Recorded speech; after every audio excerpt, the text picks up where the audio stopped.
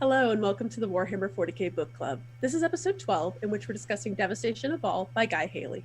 I'm Jen Bozier. And I'm Carrie Honey. And this is Warhammer 40k Book Club, where we read from a crag. Every episode, we discuss a book that we've selected from the Black Library's Warhammer 40,000 catalog. We post the book on our website, WH40k bookclub.com, along with questions to ponder during reading. Listeners are able to read the book and then tune in to hear our discussion. We encourage participation via Twitter, the site, or Encrypted Vox channel. Spoiler warning. If you haven't yet read the book, go ahead and visit the site, check out the book and the questions, and then come back to this episode as we'll be discussing the story in great detail from start to finish. As mentioned, this episode we are discussing Devastation of Baal by Guy Haley. The book is about, the devastation of Baal. The Blood Angels are beset upon all sides by Tyranids and Successor chapters, and it's crazy. We posted some questions to our followers and ourselves, so let's dive in. First off, we're a little late this time. I was traveling with work, and we're going to spice up our questions a little because we both really struggled with this book. Overall, did you like the book? It's okay. I mean, I think I'm kind of there too. What did you struggle with the most? I struggled with how long it took for stuff to get good. And I remember telling you, it's like, even while reading Spear of the Emperor, which we all know I did not really particularly enjoy, even that was not as much of a drag to get through as this was. And I like the Blood Angels. I really enjoy learning more about Dante. I just finished reading the book Dante. I was all in. I was all ready to find out how they're going to stop this Tyranid invasion. But dear Lord, man, it was like Stephen King proportions here. Yeah, and I think we both had the same thing where I think it was it was late, like page 200 or even later than that, when finally I was like, oh my gosh, something just happened. It's a lot. I think what I struggled with is that I've never really been a Blood Angels fan, and please don't hate me, I don't really care that much for Sanguinius. So when, the Emperor's perfect son, trademark, is killed. Guys, honestly, in her defense, she doesn't like pretty boys. That's true. I like my Primarchs like my coffee, dark and bitter. I like our Lord and Savior, the Dark Star ADB. I too have a soft spot for the Traitor Legions, and I like the Horus Heresy. I know that everybody's like, oh, Sanguinius getting killed. I'm like, I don't really care. I'm sorry. So I felt like as though this book especially was for people who, as you're reading the book, as I was reading the book at least, I would be like, oh yeah, those guys. Or, oh yeah, that thing. I feel as though if I really had a love of the Blood Angels, I probably would have been like, oh my God. Just kind of lost on me. Like, all this stuff's happening, and I'm like, I just don't care. I mean, I do like the Blood Angels. I wouldn't say that I'm well versed in them or anything. I haven't read the codices or every single short story about them. But what I have read, I've genuinely liked. Right. And even I had a hard time with this. And I think I discovered that one part, I think really hit why I had struggled with this, is that I don't care about the Successor chapters. Any of them. That is a thing with you. It is. Even the Ultramarines, I'm Nova Marines. No. Was it the Mala? Whatever. I don't care about them so much. Mortifactors, whatever. See, I don't care about them so much. I don't want to listen to their name. And it's not, it is a little bit, but it's not 100% because it's not the pure line. It's just, I only have so much space to care about things. And when you add 10 to 20 chapters below it, you've lost me. I'm still trying to memorize the Roman numerals of the legions. Don't bring into me, Nova Marines and Angels Excelsis and Angels Numinous and whatever the fuck else was out there. Okay, so the fact that they all have the same name, I really generally like Successor chapters, and I've never found that I have trouble keeping track of them. But even in this book at one point, I was like, wait a minute, I thought they were on the ship. No, that was the other chapter. And okay, just throw this gauntlet out there, come at me. I always felt as though, so there's a couple of things. I don't like the Blood Angels because they're just Euro trash vampires in space. And I feel as though everybody would create these successor chapters because they just wanted to really lean into that vampirism. So it's like, these people are more bloody and these ones eat innocent people, and they wanted to do these things, and Games Workshop was like, you can't do that with the Blood Angels. So they were like, fine, these are the Knights of Blood, which there's a really funny Robot Chicken video. It's one of my favorites, where it's about if you feed a mouse a cookie, and she's like, if you feed a mouse a cookie, he'll want a glass of milk, and if you give him milk, he'll develop a taste for human blood. And it goes to, like, vampires and stuff. So as I was reading this book, so many times I was like hearing that voice, and then the vampires. If you just search vampires Robot Chicken, it'll definitely come up. It's really funny. But reading this book, so that kind of took some of the seriousness out too, because I don't like Euro trash vampires. I pictured a lot of these guys looking like the guys from my iPad, because I read it digitally. I picture a lot of the guys looking like the guys from Blade or the Twilight series or this Underworld. Book cover's not going to help. No, actually. When they were discussing Mephiston's armor, all I pictured was from that awful movie from the 90s, the Francis Ford Coppola's Dracula. Oh God! In the beginning, when Gary Oldman's wearing that red armor, that's how I pictured Mephiston looking, and I was like, "This is doing you no favors." Oh my God! No. So, all these successor chapters that I never liked, because it just felt like someone being like, what if these ones just killed innocent people? What if? So all these people were getting killed, and I'm just like, bye, Felicia. Like, the whole, you guys, like, at the end of the story, when the Knights of Blood are valiantly throwing themselves, that was my first thought. I was just like, bye, Felicia. Nobody cared. Yeah, I didn't. I'm so sorry. For Blood Angels fans, I'm so sorry. My favorite legion's the Iron Warriors, so maybe I have a little bit of like, yeah, and your chapter sucks too. So I did look through, because I own a bunch of anthologies of short stories. And I looked through them, because it always lists what the chapter is about. Right. The only successor chapter that was ever in any of them was the Flesh Terrors. They're a big thing. I never read, so all these others, I never even heard of them. Right. Not until I read Dante, because he actually brings in his big red council to basically plead with them for help. And they're going through the names of like, and this person represents this and this and this, and he won't. And then they're like, we need to bring the Vermilion, and he just wigs out and is like, nope. And I'm like, I don't even know what you guys are talking about. Yeah, and that was a big part of it too. And there were a few times where even I, like, between my husband and me both, I would be like, oh, aren't these guys from that one anthology from forever ago? And he would be like, oh, you're right. Or I'd be like, why is this name familiar? Do you remember that one short story? I do remember that one short story. There were a lot of people like that. There were some people that even I was like, okay. And just, you know, the other thing that I really struggled with this book was the pacing. So I think one of the things I had told you that I really struggled with was there was a chapter in which Asante and Irwin are up in space, and it's a space battle against the Tyranids, and this is exciting because I really like space battles, and I love whenever they describe the battles in space, and they're so much fun, and I loved it, and I was like, something's happening, this is so great. And then the very next chapter is Gabriel Seth seeing the dude from the Knights of Blood, and it reminded me of driving like 60 miles on the highway, and then when you have to slam your brakes on, it was like, something's happening, and okay, great, we're back to exposition. Okay, great. And it's not that it all has to be action, right? I'm not saying that. It felt so much of action.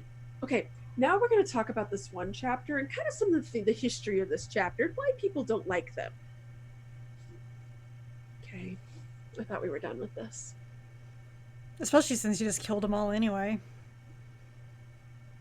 That was another thing too. And again, I'm sure if I were more emotionally invested in the Blood Angels and some of these Successor chapters in particular, it probably was pretty awesome.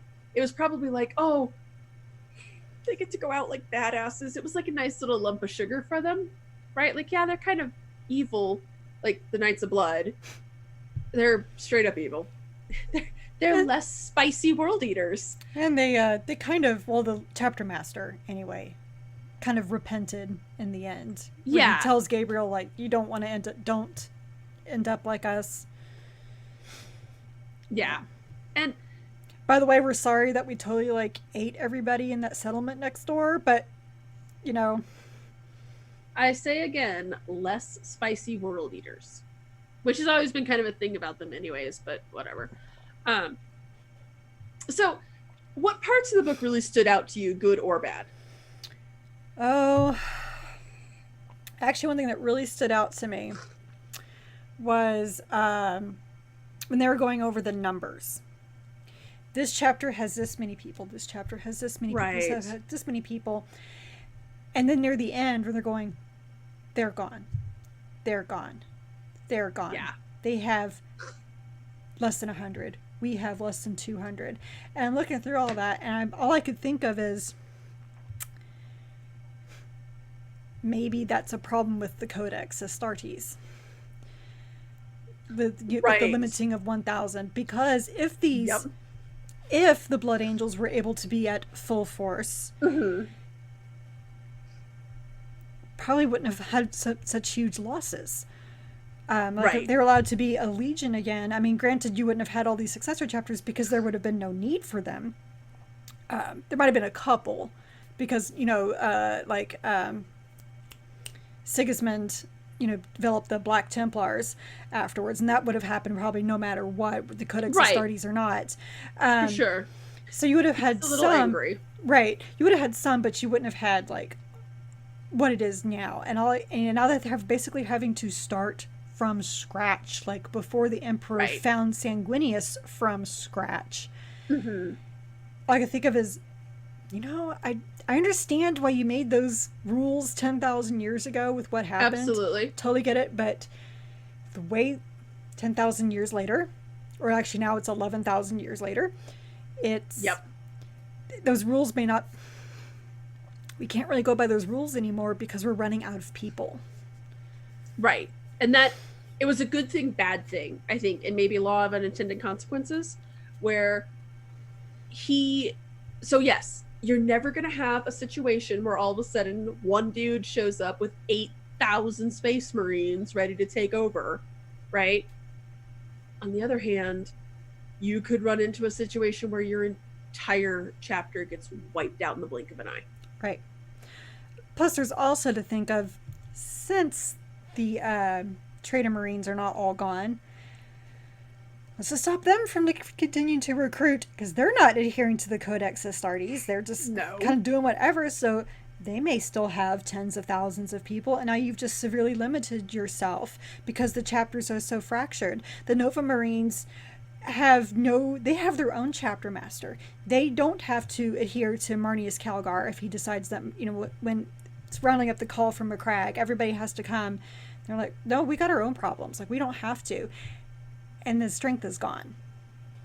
Well, and so that was actually one of the things that stood out to me was that when you read a lot of with the Chaos Marine guys, one of the things that works in the Imperium's favor is that very few, other than the Black Legion, which is its whole other thing, very few of the old legions, like the Iron Warriors, have basically all fragmented into their own war smiths, and everybody is king of shitfuck mountain and not going to deal with anybody else. And that becomes a big thing, right? So they kind of, without having the Codex Astartes, they kind of fragmented themselves. And so I always thought that was kind of an interesting thing, was that it's like, okay, so these guys are their own little war bands, and that kind of balances the scales. But, and you see this really in the Iron Warriors omnibus, now called the Hansu Chronicles, was that he attempts to band a bunch of war bands together, and at first everyone's like, no, right? That happens very early in this book with Erwin, actually, when Asante comes up and he's like, we need to get out of here now, and Erwin's like, you're not my chapter master. I'm not listening to you. Yeah, and such an arrogant shitheel. And it was actually because of him that Lictor was able to land on Secundus, you know. Yeah. That was the thing. But yeah, it's stuff like that where I was like, oh, this is kind of, I mean, you guys really are mirror images for each other, and the Imperium especially likes to be like, no, we're more civilized than them, but are you really? No, that's the other thing that made me think of this. Right. With the, like, I don't think they should follow that rule of the Codex Astartes. Well, and especially, the funny thing to me is that, so the Space Wolves, they don't. And it is long assumed that they are at pre-Heresy Legion size. And one of the things about them is that they were like, well, we have to be, or one of the arguments that I read is that they have to be because their gene seed is so unstable. They had a few successor chapters. I think a couple still do exist, but you saw in the third Ultramarines book, they run into that one guy who was, and it's so dicey. But when you look at some of the Blood Angels chapters, I'm like, maybe you guys shouldn't, because you can see where it was like one captain, right, that they were like, okay, you're gonna get a chapter, you're gonna get a sub chapter, and he shows up and is like, okay, enough of this old shit, we're doing things my way, right? And then one of his more violent captains gets their own successor chapter, and okay, enough of this shit, we're doing my way. So you can see how that de-evolution happens. Exactly. It's like, so there is this flaw, but as we remove it further and further and further from Sanguinius, the flaw is only going to enhance, because you have put in this flaw into people who were already born versus, Sanguinius, which is why Sanguinius didn't have the flaw at all. Right. It's almost like a weird thing. I always thought it was like a trade for his beauty. Like, he's so angelic, yet his sons are the antithesis of that in many ways. Right. Even though it talks about how beautiful they are. Yeah. Vampires. Eurotrash vampires. Yes. Well, and the thing that was interesting to me, that was the only other thing that really stood out to me in this book, is that there's a lot of hinting, and occasionally outward saying, but a lot of hinting that they realize that they've fallen very far from Sanguinius in his vision. And I always have gotten the impression that a lot of these characters realize that Sanguinius would probably not be super proud of his sons if he came back right now. I think there would be a "you what" conversation with a lot of these subchapters, and I think they kind of know that. Well, especially a Jewel at the end, you could tell he definitely knew it. He definitely knows. So there's so much going on in this book. Successor chapters: Dante, Mephiston, High Feet Leviathan, Kabandha, Robbie G, Partridge in a Pear Tree. So much. Is it too much for one book? Yes.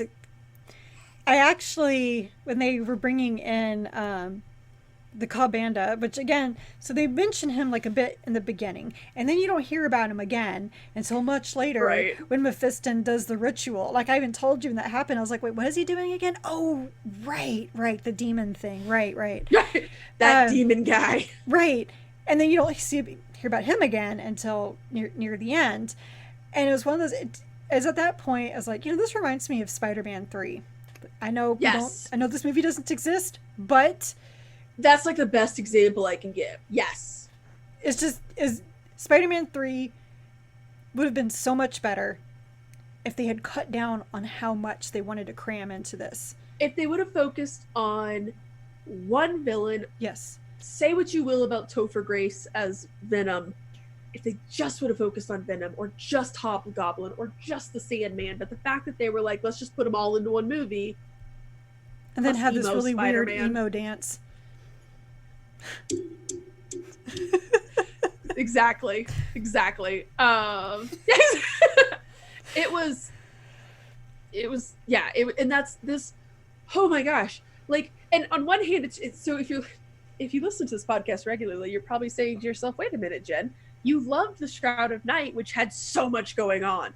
But that's because Shroud of Night really kept that over the top, like, and then this happens. And a lot of times in that book especially, they had Harrow and his guys be like, oh my god, now this is here. Like, when the Saint... Also, I will say that Shroud of Night was tightly compacted. It was not over 500 pages long. It's a short story. The book would, I wouldn't say it's short, but it had a beginning and it had an end, and there was no padding in between. You know, it would have been, I would not have liked it if it was a 500-page book. That's probably true. But I think just the fact that he never really lost that levity. So, like, when the Saint is, you know, when the Saint shows up and they're like, now they have a Saint. Right. Right? And then when Karn shows up with all the blood and they're like, oh, throne. We gotta go. Yeah, the fact that even the characters were like, this is crazy, right? It really kind of, it means they had that levity, and every time you were like, oh my gosh, this is so crazy. And that book, the pacing is so fast and it keeps it moving so fast that when the next thing shows up, you're like, sure, why not? Because of how much this book felt like it was tackling, it really, again, that Spider-Man 3 thing, for me, it kind of reminded me of like when you're in an airplane and you're traveling more than 500 miles per hour, but you don't feel that speed. You just feel like you're sitting in a seat, right? This book had so much going on that at times it felt like nothing was going on. Because we have to tie up this subchapter and this one. Oh, and Mephiston's going on with this, and here's Dante doing this. And it was so much exposition that a lot of times, I remember I even had said to my husband after like 200 pages, I was like, nothing's happening. And he was like, you were so wrong. And then like we started talking about it, and I was like, you're right. Stuff's happening. It's just so much, and I don't care. But like, okay, so let's unpack all this. You've got Dante, who may or may not be Sanguinius reborn, and it's really weird that he looks so much like Sanguinius, and also the aging thing is kind of strange and weird, but whatever. Well, I think they keep saying he looks like him because he's always wearing the mask, though. Right, but remember when they talk about like when he's in the throne and how he seems to be bigger, and when he takes the mask off, the throne suddenly seems so much bigger around him. Like, there was this weird non-committalness to it, where they're like, well, there's definitely something weird with Dante going on. Anyways, and then like with Mephiston, they were like, there's definitely something going on with Mephiston. But anyways, and then High Fleet Leviathan, and then Kabandha, and just, where am I supposed to look? What, I guess when I got like partially through the book, I was like, what am I supposed to care about right now? For me. Which again is hard when you don't care about the Blood Angels. And I care a little, I just didn't care about everybody else. And just when I was starting to care a little bit, like I didn't like, what's his nut? Erwin. I didn't like him very much. I liked his captain. Yes. Yes. And I liked him a lot. I liked the Asante. scene when he's like, I never joke. Right? And I liked Asante. Yeah. And Asante was a Blood Angel. And so, but the fact they were making us, you know, care about their relationship so much, it's like something big's going to happen. And it did. They died. Which I was like, well, what's the point of all that? I had the same reaction where they like have this big build up to, you know, they fight and then they kiss and they make up, and their version of kissing was stabbing each other with swords, but whatever. And they make up and now we're brothers again, and then we're killed. And it kind of felt unceremonious, which I think was the point. It was very unceremonious. Like they didn't even, the thing is that, so you knew when Erwin died. Right. Because he let the red thirst take him, and he charged at the Tyranids. And I think it said, like, a few moments later it was all over or something like that. But when you get to the next page, and it says, you know, Dante's watching the blade of vengeance fall, and he did have a moment for Asante. I was like, well, shit, when that happen? Like, right. Like, oh yeah, this thing happened in the background, and yeah. It was odd. It was just weird. And I think it was just because he had so much going on that he's like, okay, well, these guys are ultimately kind of minor characters. They're just going to get exited stage right. Well, then don't do this extra subplot about them. Like with the whole feast and the battle, and we don't need that. Now, the fight that they had in the space battle was very important because, like I said, it was because of that the lictor was able to get to Secundus. Yep. But everything else was not needed. Not really. Because, honestly, for the Angels and Excelsis, I said that the chapter master, who was all like, I will follow you anywhere, sir. And then the captain's like, okay, well, he says I have to, so I guess I will. Right. It just seemed just like another chapter who just wasn't going to get along with what the Blood Angels decreed. Because there's one thing a lot of the chapters would say that, like, they get all upset if the other would, kind of kowtow to Dante, because they're basically they were calling the Blood Angels snobs. Yeah. That they think that they're better than us. And like, well, they don't really go and kill innocent people to drink their blood. That whole scene. Just, not really necessary. But then yet there's the Angels Numinous, who seems to be even more pious than the Blood Angels. Right. Because that chapter master spit on Dante when he let out the Death Company. Now, I really couldn't get into what their deal is with the Death Company, what they prefer to do. But it doesn't matter because they're all gone anyway. Yeah, who cares? So, exactly. And there were so many things where the Angels Numinous, are they gone too? I can't keep the chapter straight. I can't remember. Excelsis, I know, is gone. Because that was Irwin. I think some of them are left. Again, I feel so bad because here's the funny thing, and I did say this, if this book had been about a chapter that I really loved, like if this had been about the Iron Warriors and consolidating all of the warsmiths, I would remember. And I would have kept that straight, and I probably would have loved it. But I'm not sure, maybe. Again, it doesn't help that they're all got the same name. Like when we get to the ex-sanguinators, I'm like, well, who are these people? And I hate that name. Can we just say that really quickly? So at one point, I picked up my Lexicanum app, and I was like, just typed in Successor Chapters Blood Angels, and I was not prepared for the... Right. It's like, do you have a couple of hours? Like, okay. And I was just going through the list, like, I can't deal with this right now. I can't. It's too much. And they all got such similar names. At least the Ultramarine subchapters all have very different names. Very different names. And not like these sort of Marines or, Sort of Marines. The average Joe Marines. The Ultra Blues. Yeah. The G.I. Joes. Anyways. So that's what I'm going to call my chapters, the average Joe. The average Joes. Pretty much. So, Kabandha is still a thing. And as you said, it's kind of strange because they make a big deal about it in the beginning, which I was a little shocked. Honestly, so Mephiston is like, hey, Kabandha. And I was like, this guy again. And it's nothing to do with James Swallow, because Fear to Tread was not a bad written book. I really hated that book, though. Again, as I said, I have issues with the Horus Heresy now. And then he we don't see him again. Actually, when he shows up at the end, when Mephiston's doing that thing, I was like, oh, I assumed he was going to save this for another book. What purpose does Kabandha really serve the narrative here? Because I told you, because when they were talking near the beginning about, why would the Tyranids come here when there's hunting you? Because there's no real resources. Right. And I admit I probably skimmed a lot of this book more than I should. Like, I know when they got to listing stuff, I just kind of glossed over it.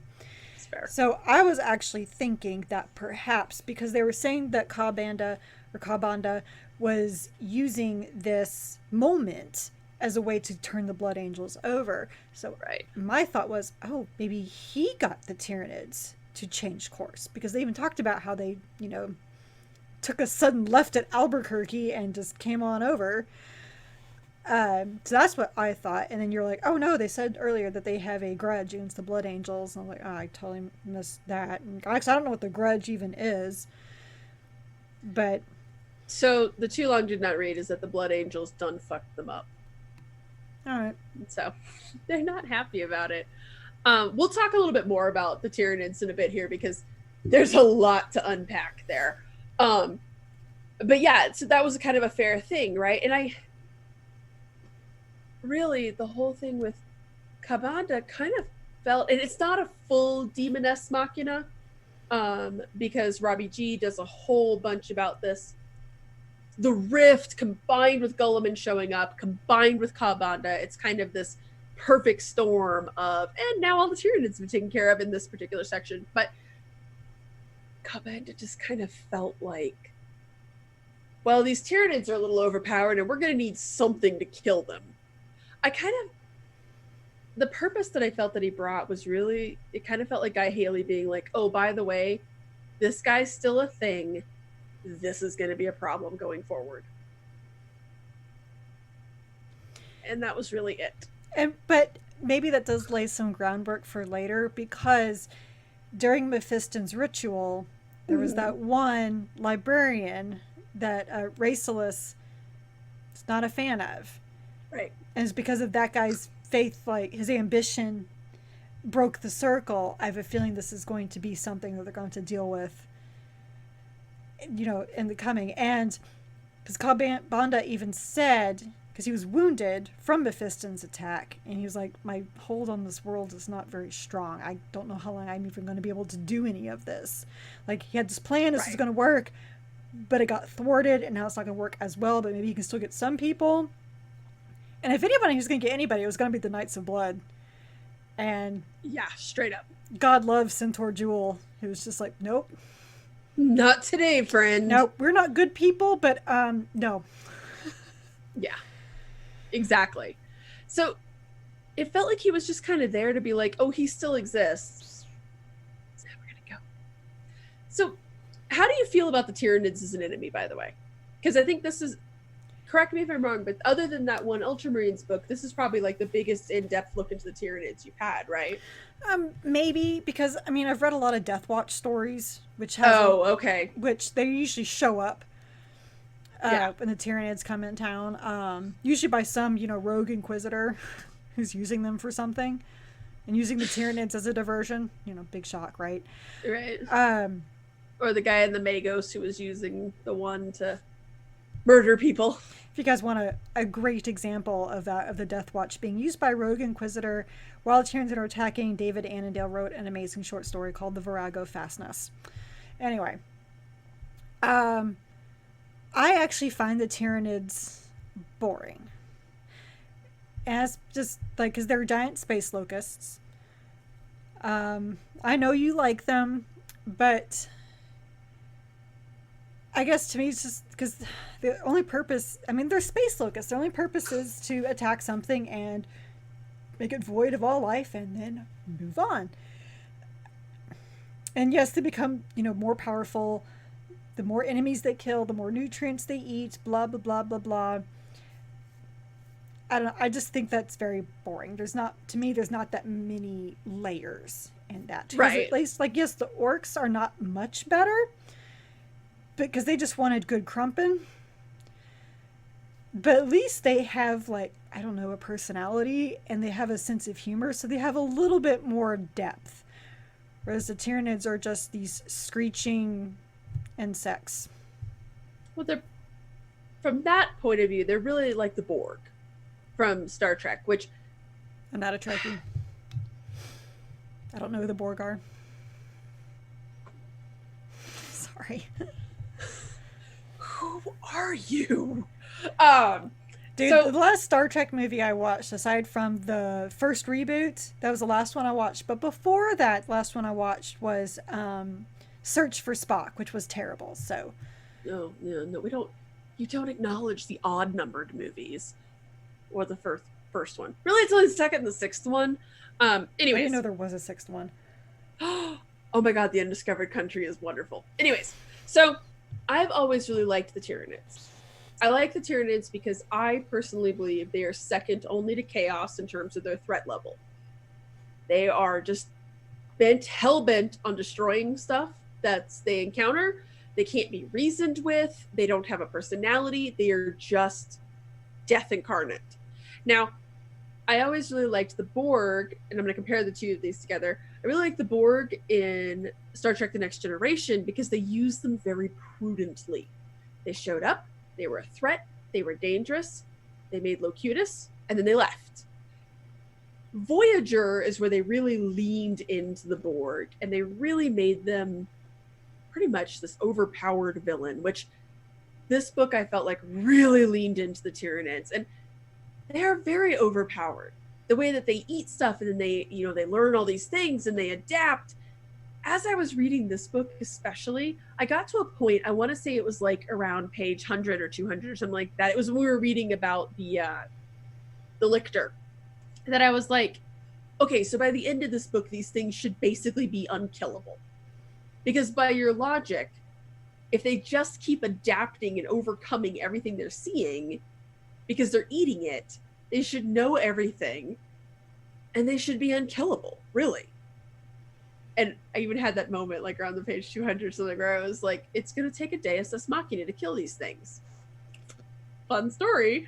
So I really like them, and I really did like that part very early in the beginning when he explains that humanity doesn't understand these things because they're so alien. And when it heads where's the line? It hated the red prey and it coveted them. Tasting their exotic genomes, it had seen potential for new and terrible war beasts.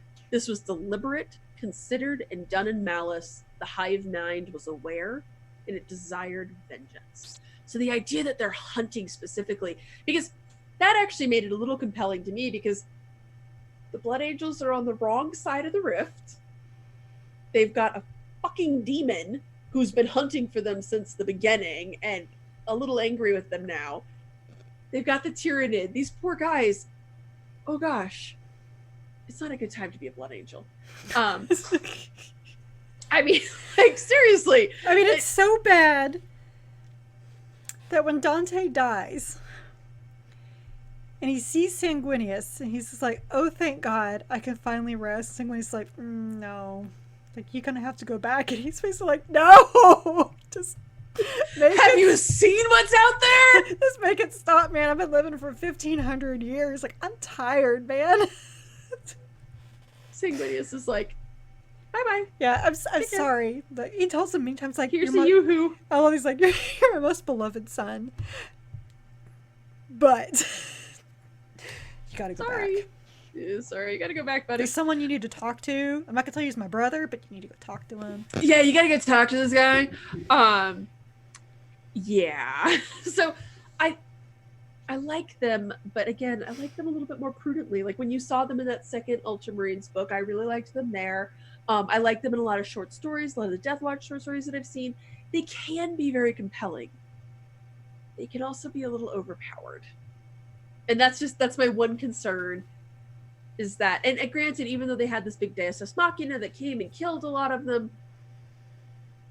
if I understand the way that they're saying that the hive mind works, they still should be on that path to unkillable.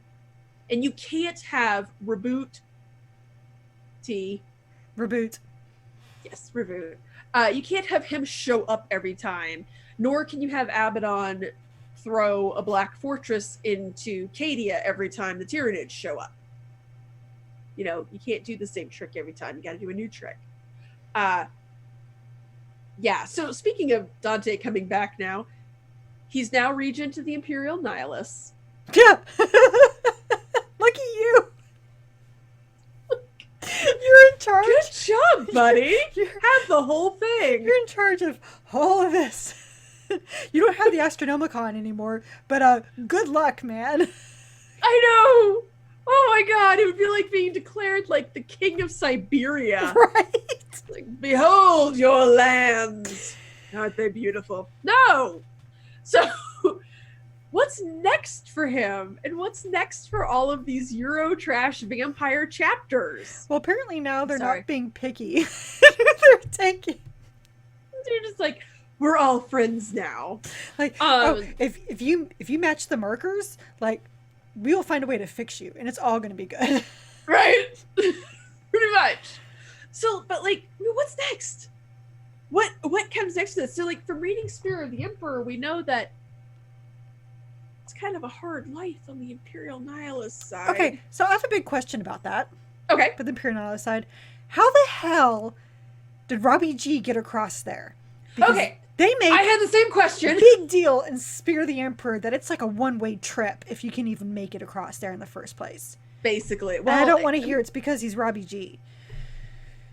So it's because he's Robbie G.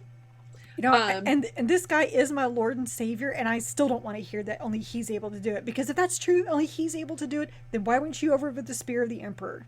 Talking to the Emperor's Spears. If that's the case.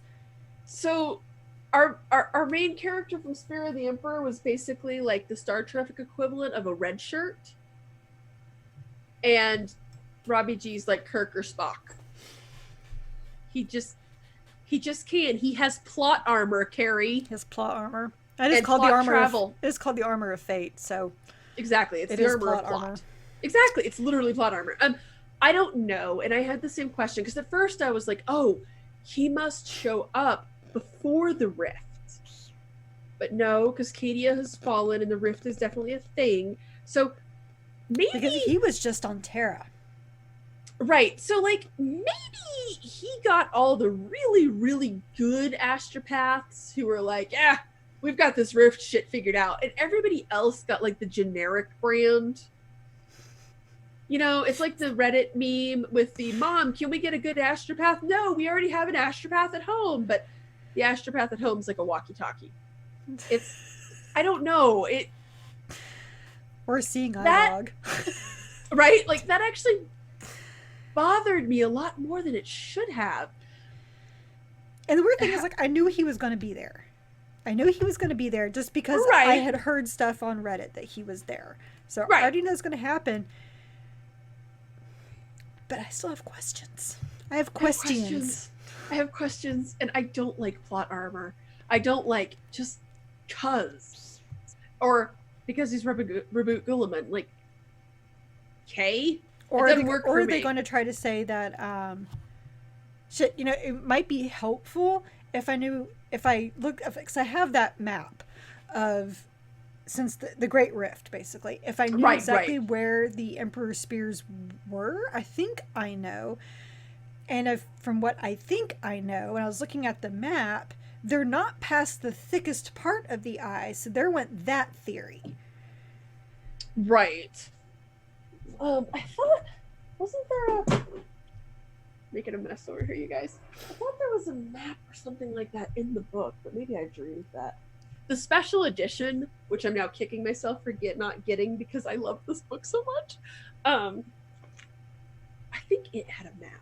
So I would have sworn I saw a map for this. Maybe I found it online. I think I saw a picture of the special edition map or something. If anybody has a special edition of this they don't want, give a girl a call, won't you? I'm sure you could probably find one on eBay. If anybody has one of these they don't want that they're not selling eBay prices for. But yeah, I know I would have sworn I saw a map for that. But yeah, I had the same question. And again, it's a Space Marine vessel. I didn't get the impression that they were like, oh, let's just go keep up cheap on the astropaths. But then maybe the Inquisition, I don't know. I just don't know. I guess we're just gonna have to go with, because it's Robbie G and Daddy said he could go there. Daddy said he could go there. Like, they just opened the rift and closed the rift. Like, behind him, like a garage door. I mean, they do say... Well, because the only reason why they even knew to go there was because the lead astropath got a message out at the very last second. Yes. And now they do say this in... They really... You guys, I promised myself I was going to do one podcast where I didn't mention the Night Lord's Omnibus. Yeah. But in the Night Lord's Omnibus... And they do touch on Talon of Horus and the Black Legion. They touch on this there too, about how when you don't have the Astronomicon to guide you, they really describe it kind of like surfing the warp, that you have to understand how the tides work and how to ride on them and how to avoid like these swells and stuff like that. Which is what Iskandir's friend. I forget his name now, but that's what he did. He was able to chart those paths. Yeah. And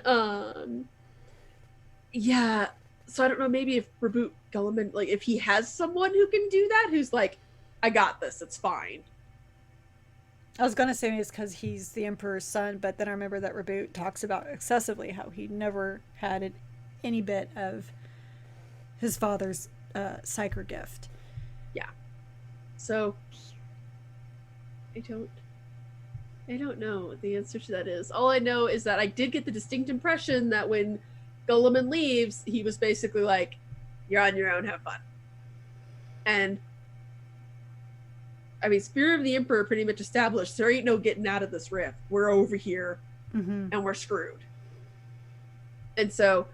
Right, which makes me wonder, because he goes over there and makes this big deal about how he is the warden of Imperium Nihilus. And then in Spirit of the Emperor, they pretty much say, oh yeah, he's just canceling that half of the galaxy. It's like, there's Space Marines over there. Like original, like OG Space Marines. Yeah. Well, and that's all I can wonder, if maybe he's like, look, when he means that I'm canceling it, maybe he's like, we're going to evacuate as many as we can, if we can, and then just pray to God that the God Emperor that we don't worship as the God, that Dante can take care of this on his own. And he probably has some big faith in that. I mean, he talked about, about how it's amazing how long he's lived. He's like, I know my father most likely never envisioned anyone living this long. There's great things in you. And you learn at the end that he is definitely Sanguinius's chosen to continue the chapter. So he's going to be there for, God, I hope not for 1,000. I mean, I like his character. I really do. But I can't imagine him living for another 1,000 years. Seriously. Trying a new dude. Trying to deal with all this. Although the funny thing is I'm like, oh, just get rid of him, get somebody else. But like, if you were like, oh, Marnius Calgar has been around for 1,500 years and he might be around for another 1,000 years, I'd be like, good. That's fine. Well, I'm fine with Marnius Calgar being there forever, but just with Dante, I just feel so bad for him. He was so tired. He was so tired. He was so tired. Yeah. So tired of fighting the Red Thirst. He was just now having to master the Black Rage. I mean, that was so sad when he almost succumbed to the Black Rage near the end. And he's constantly fighting the Red Thirst, and he's genuinely excited about that. I have a way to... Because I bet he's going to get the Calgarian rights. Oh, apparently all the chapter masters are. Well, I mean, but think about that. If he gets the Calgarian rights and he becomes a Primaris, who's to say he's not going to live for another 1,000 years, because he won't have the flaw anymore? So, kind of, but I think I saw on Reddit, because for people who don't know, the subreddit, I think it's called 40k lore. People often, the running gag is that I think the entirety of the Ultramarines omnibus is in that subreddit in paragraph form. Because people will often post these giant swaths from a book that they're like, this is so good. And so it's a great subreddit. Go subscribe to it. One of the things that somebody posted in there was from a short story. And I don't know what short story it was, or maybe it was a codex, but it was like a little blurb. And it talks about the Primaris, A, fighting the Red Thirst, and B, fighting the Black Rage. Oh, that's right, because there was that meme that was like, so that was all a lie then. Yeah, so that was a lie, exactly. And so Gabriel Seth's reaction to the Primaris Marines is a little telling. It's funny. It didn't surprise me at all. I actually never have liked Gabriel Seth until that moment. And then I was like, oh, look at you. I liked him in Dante. Right. Because Dante, and basically he invited him for like, Tyranids are attacking Cryptus, like, we need help. We need help, please. And he was at the Red Council, and all the other Blood Angels on the Red Council and some of the other chapter masters were basically like spitting in Gabriel's direction. Right. And he just sat there just totally impassive. It's really kind of funny because I feel like the Gabriels from Dante and from this book are two completely different people, even though they're written by the same author. because he was so impassive and so focused in Dante, and in this, he's just pent up rage all the time. Oh God, yeah. I don't know if somebody was like, "That's not how Gabriel Seth is" at the end of Dante, or, and you know, I've complained about that a lot with named characters, is that it really just depends on who's writing them and what mood they're in. That's the same writer. That's the thing. I know. So I don't know if it was like a mood thing or if they just needed to fit the narrative, but there were also could be Gabriel Seth was getting tired of it. That could be too. But there were times where he's like talking about biting back his rage, and I was like, dude, you need to calm down. Oh, there's times I'm like, dude, calm your tits. Like, yeah, like, I know this is your idiom, but calm down. At this point, you're just Karn. I actually had similar thoughts. Does this bode ill for the future of the Blood Angels? I mean, we've talked about... No. So what we talked about in the past, though, like, and especially I think in Armageddon was a good example of everything. It was a good example of the OG Space Marines really starting to get a little hostile towards, like, these guys aren't us. So I wonder, and because I've always said that I'm like, you know, now with this new 42nd millennium post-Rift world, maybe we get a board flip. Of all the chapters, I think who will have the hardest time accepting the Primaris, the Blood Angels are probably at the top. Because on one hand, hey, you guys don't have the problems we do, except for the part we totally do. But on the other hand, Gabriel Seth is basically like, these guys are just Ultramarines in our colors. It didn't surprise me at all when he didn't like the idea of the Primaris. You know, and Dante's like, oh, he's going to save us with these. And he's just like, nah, because now you're just marching under that Primarch. Right. Well, and I don't think Dante cared. I don't think he cared. I think Dante was like, more bodies! Thank God! I mean, just... Our chapter is saved. We have this. This is a gift from one of the Primarchs, and I found it so interesting that that Gabriel's like, this goes against the Emperor, because I think, was it the Black Legion? They said that too about the Primaris. No, it was Alpha Shroud Legion. of Night. That's right, Alpha Shroud of Night, when they were like, we are already perfect. Right. Like, yeah, the Emperor already made us perfect.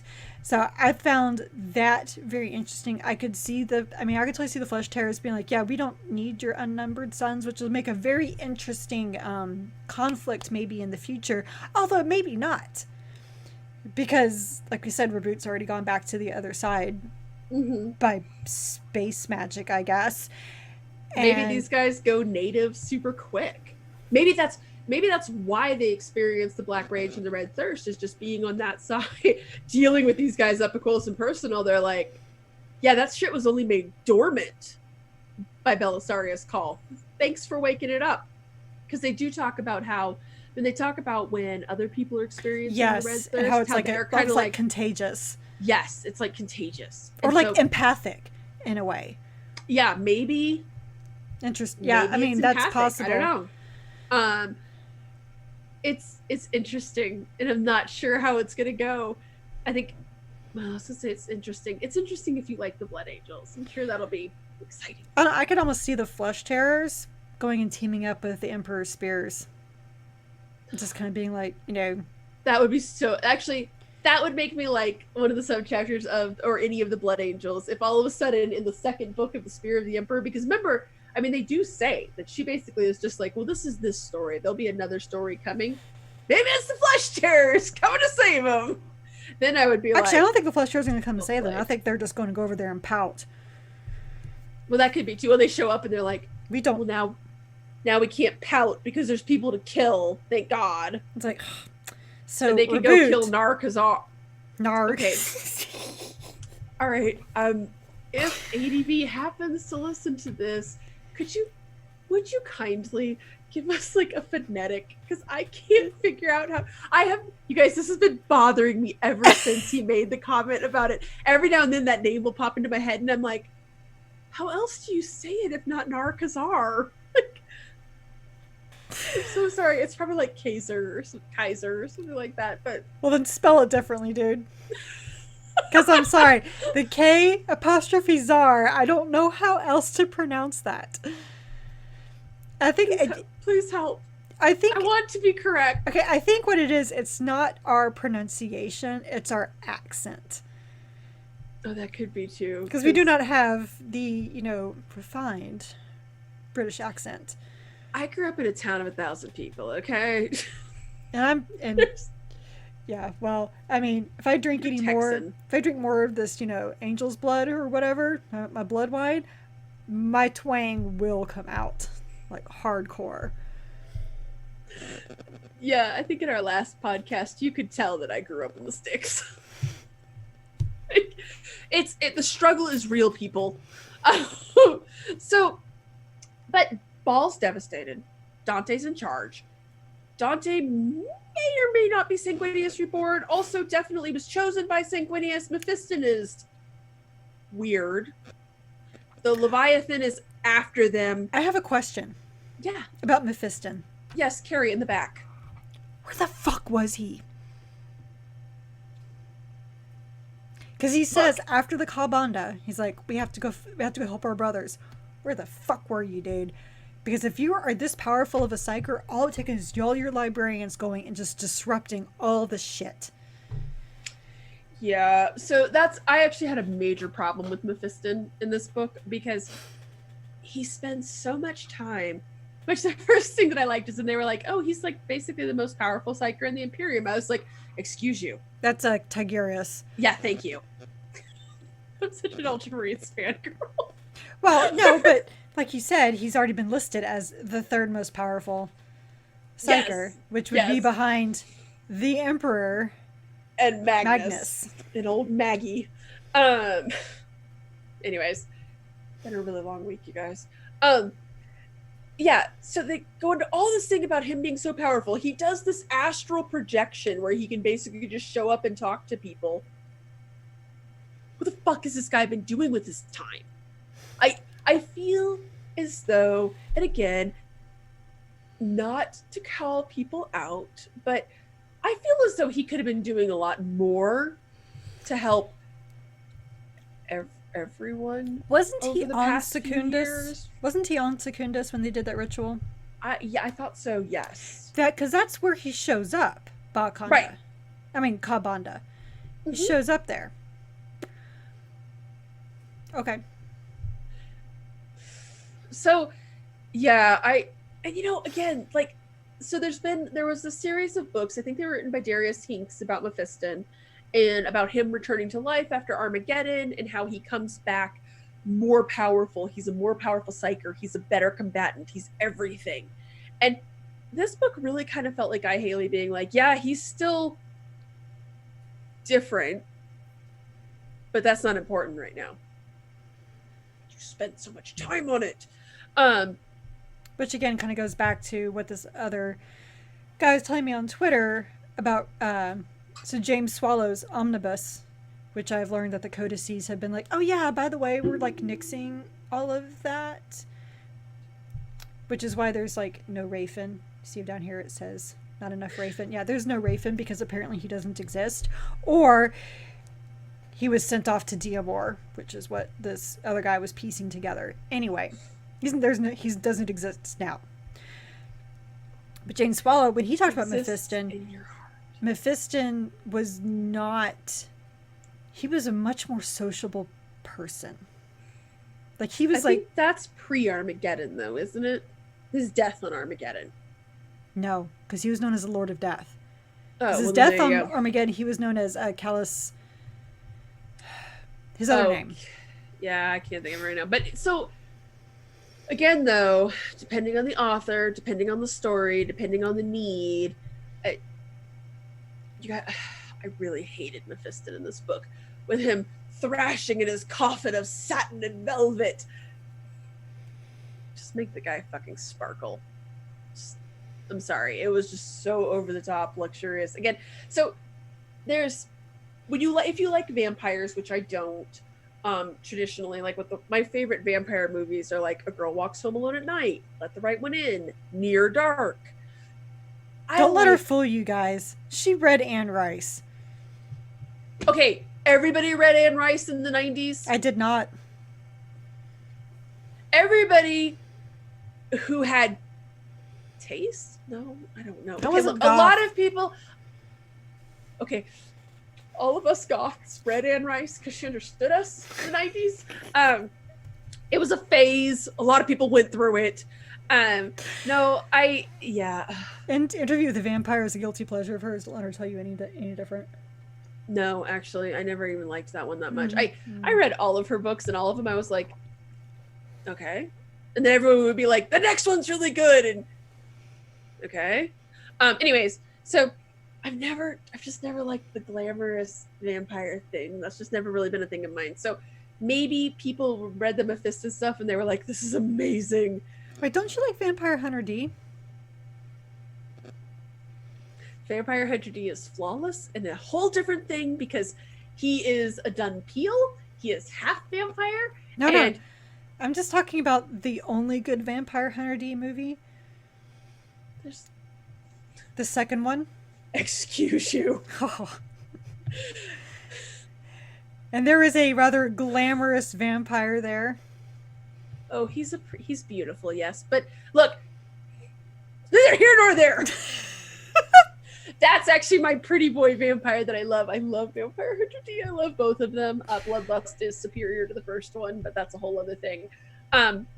Anyways, the whole point of this was that everything about Mephiston, I actually laughed unintentionally a lot with Mephiston. Like when they're describing his coffin, I was just like I did not like him. And I think I got really pissed when he wasn't there. And I was just like, what are you doing? So the whole thing with the sarcophagus, that me reading Dante right before might have helped with that, just because the whole process of the sanguination is what they call it.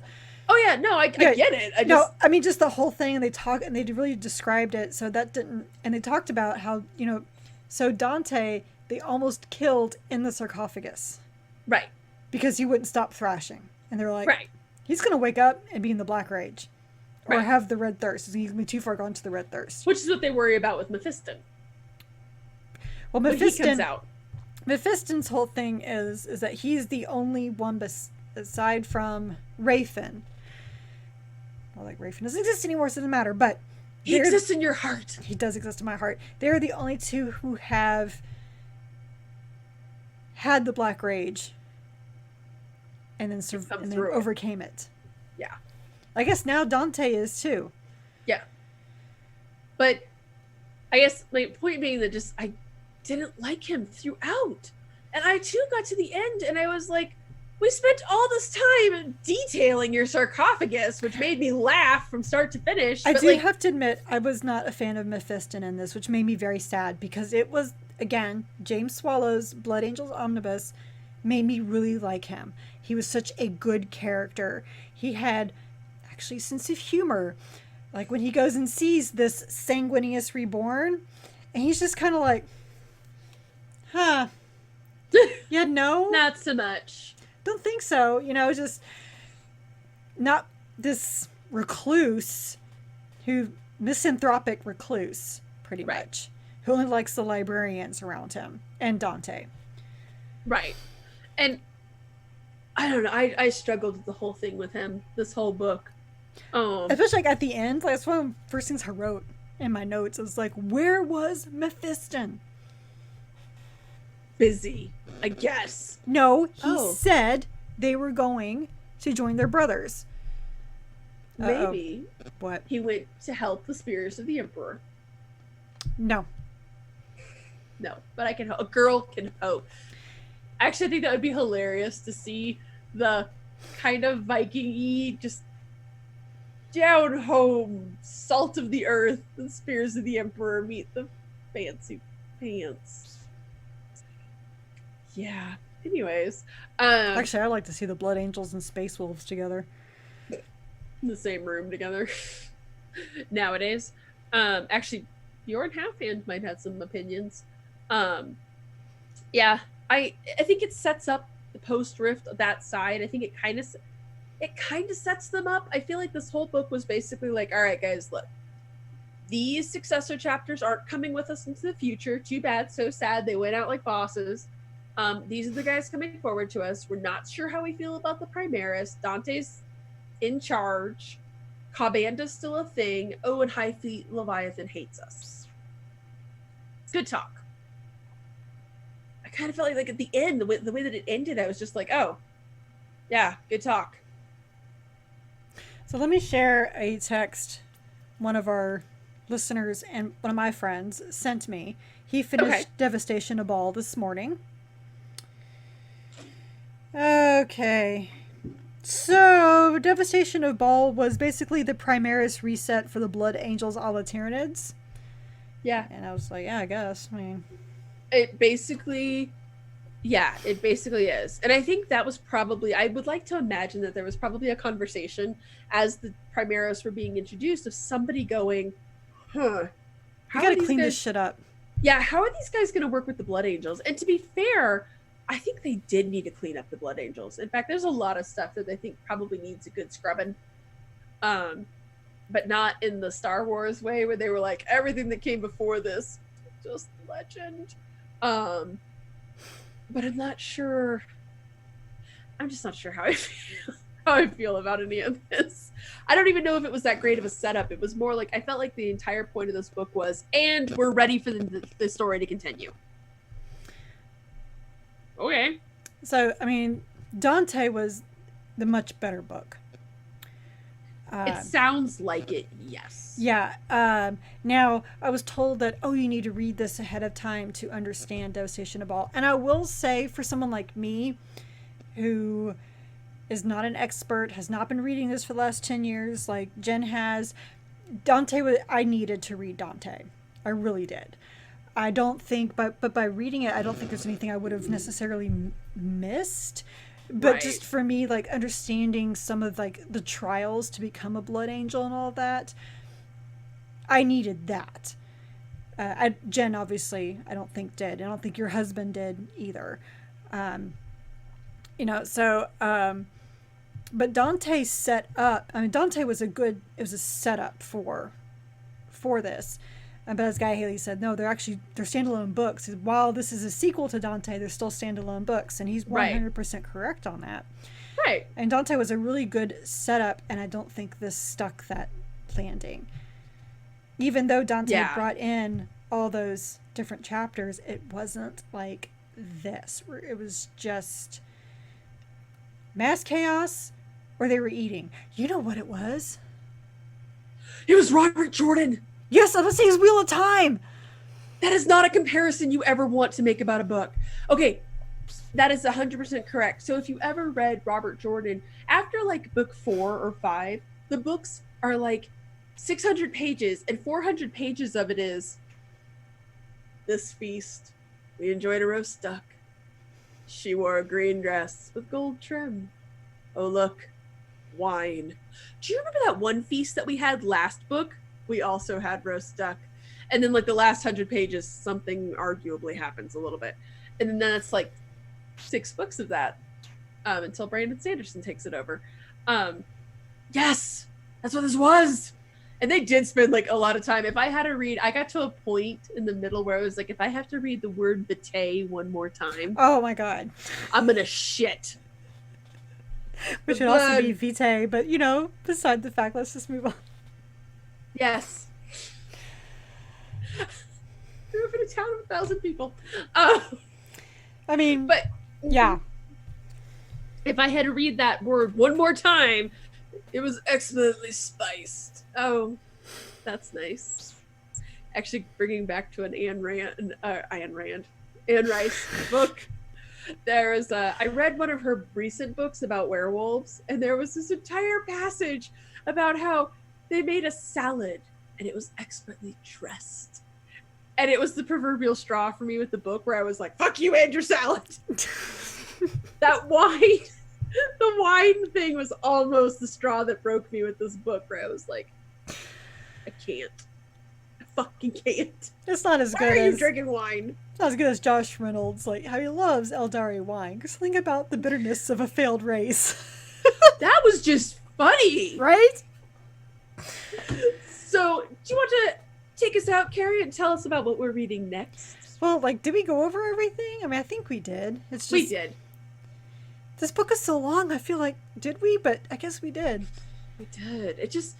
It's a hard one because I understand why people probably loved this book. And if you were a Blood Angels fan, this was probably like, so a lot of times when Carrie and I talk about Mass Effect games, we'll talk about, or not Mass Effect, when we talk about BioWare games, because I'm the Dragon Age girl, she's the Mass Effect girl. When we talk about BioWare games, there's a lot of times where I'm like, it's just like mainlining fangirl crack.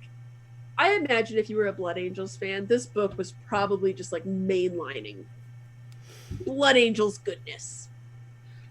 I was not, and I just struggled with this book so much. I have never struggled with a book as hard as I did with this one. It took me more than 2 weeks to read it, which is unheard of. Especially at the pace that we've been going lately. The last book that took us 2 weeks was The Magos.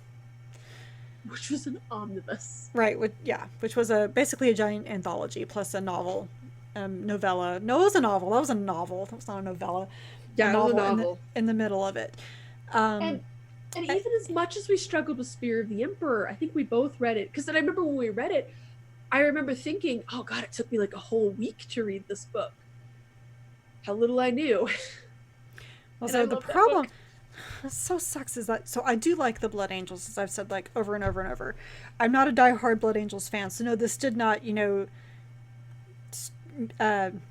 say mainline my fangirling with it? No, it did not do that. Now if it had Rafin in there, I'd have been like, book of the year, all right? But book of the year every year. Like, I didn't even really like Spear of the Emperor, and that was not as difficult to get through as this book was. And the main problem was that I kept falling asleep.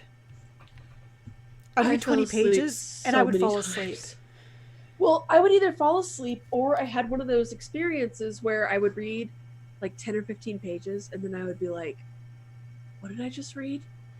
And I would have to go back and read again. Yeah. And it was just because it wasn't holding my interest. And it's hard. And this is like this is one of our, not just mine, one of our favorite authors. Yeah. And for sure. I mean, we joked before that we're like the Aaron Dembski-Bowden, Guy Haley, and who was the other person?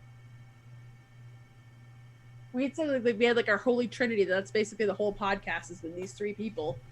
And so it hurt.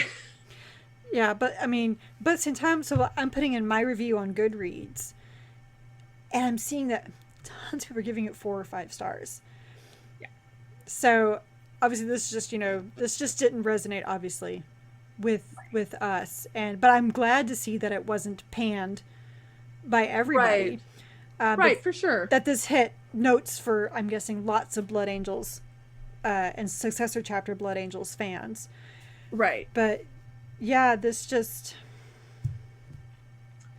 swing and a miss for me.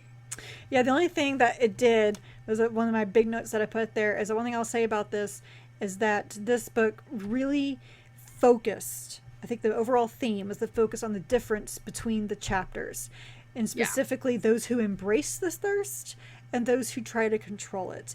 And if you don't believe me, look at the very end when Dante's like, they're saying that the Primaris, they don't have it. This is wonderful to do with the flaw. Where Gabriel's like, you don't understand.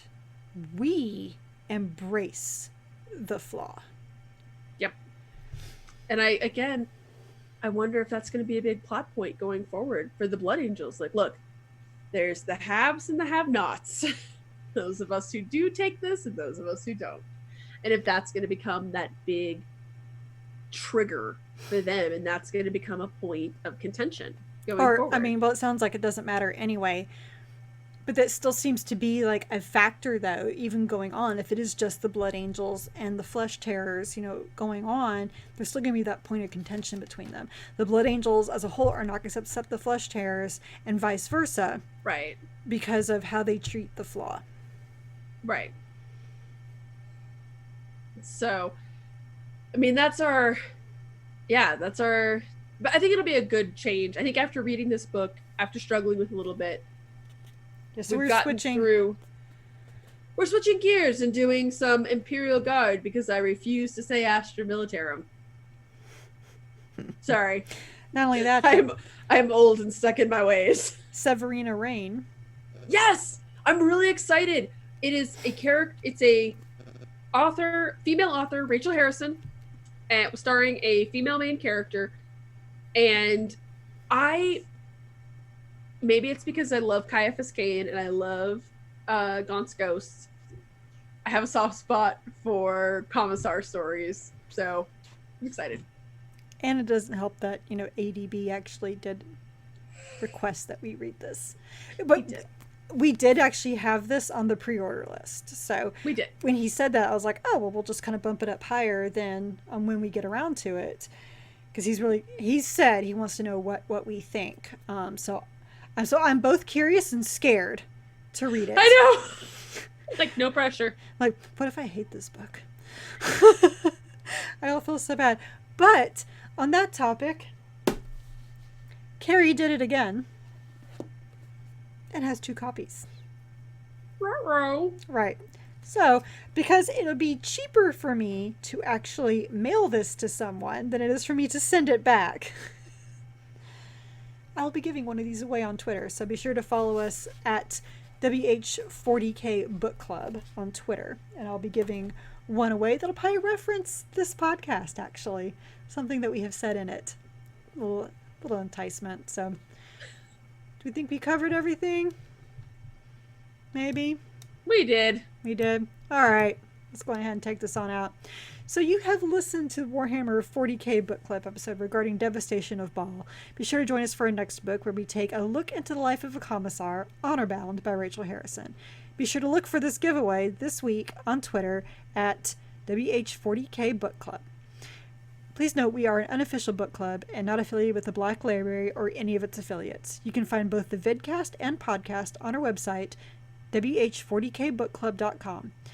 If you like this episode, please like, subscribe, give a review, and all those good things to the vidcast on either YouTube or the podcast on iTunes, Google Podcasts, or Stitcher. Our site also has articles about our adventures and reading other Warhammer 40k books and short stories outside of the book club books. So please stay a while and read from a crag. Good night, everybody. Good night.